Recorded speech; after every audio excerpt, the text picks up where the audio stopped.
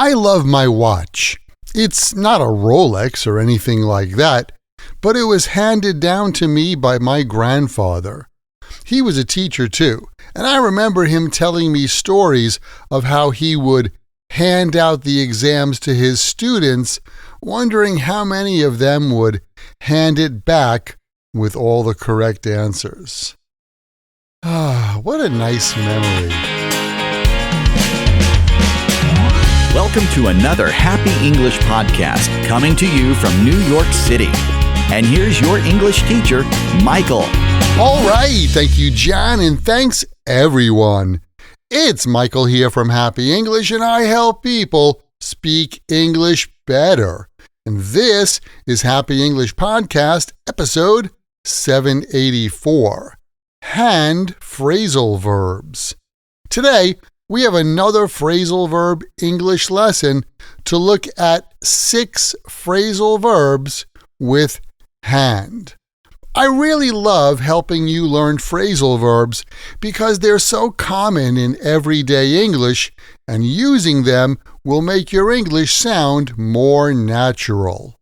The first one is hand back. Hand back means to return or pass something to someone by using your hands. Like, if a classmate asks to borrow your pen, you can say something like this. Yeah, you can borrow my pen, but just remember to hand it back. Oh, I just remembered.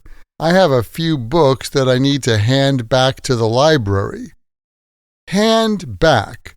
You can hand back something or hand something back, like the teacher handed back our exams, and surprisingly, we all did okay.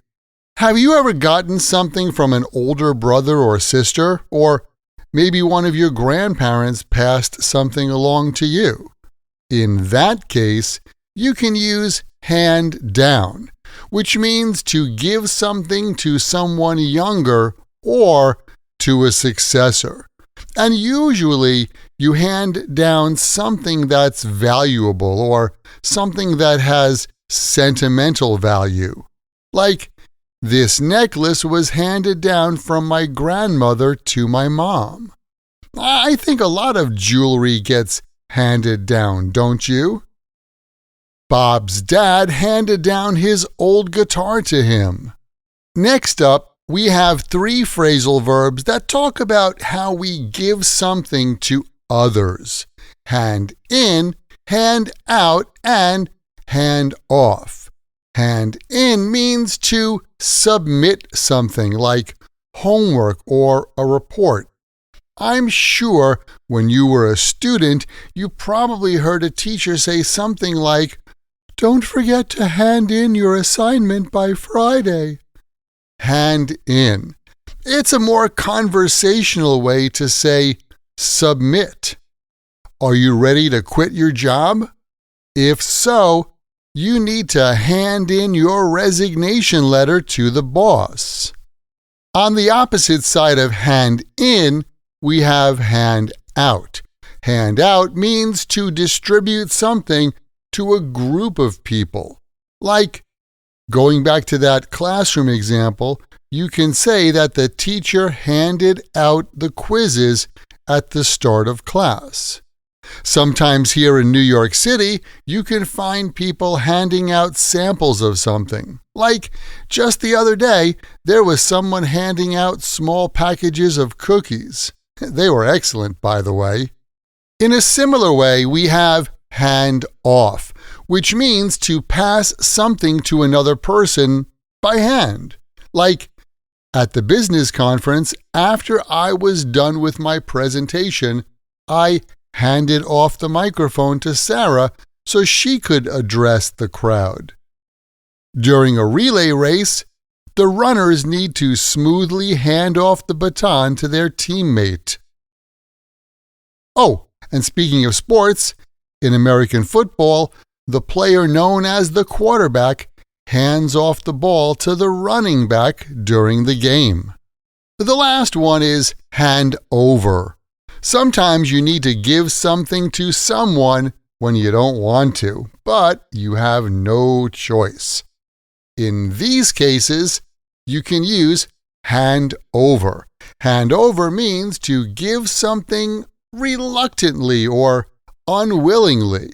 Like, when the police stopped my car, the officer told me to hand over my driver's license and registration.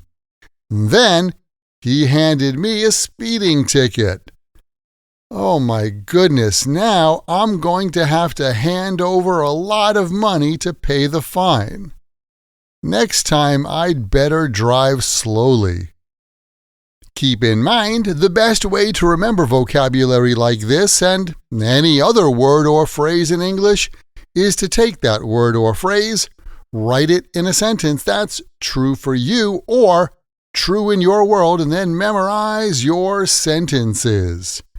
Hey, did you know you can get more practice using your English when you join my Podcast Learners Study Group? There, you can make new friends. Join us for live group lessons every week where we practice these podcast lessons together. Plus, you get access to the PDF transcript and audio download for every Happy English podcast in the past and in the future. And on top of that, each episode has exercises where you can practice this English point with speaking and writing checked by me. To learn more, just visit myhappyenglish.com and choose podcast lesson 783. Remember, learning another language is not easy, but it's not impossible. And I'm here to help you on your journey. This podcast was brought to you by Happy English. Please visit myhappyenglish.com. Show your support for Happy English by leaving us a review. Get English, get happy, Happy English.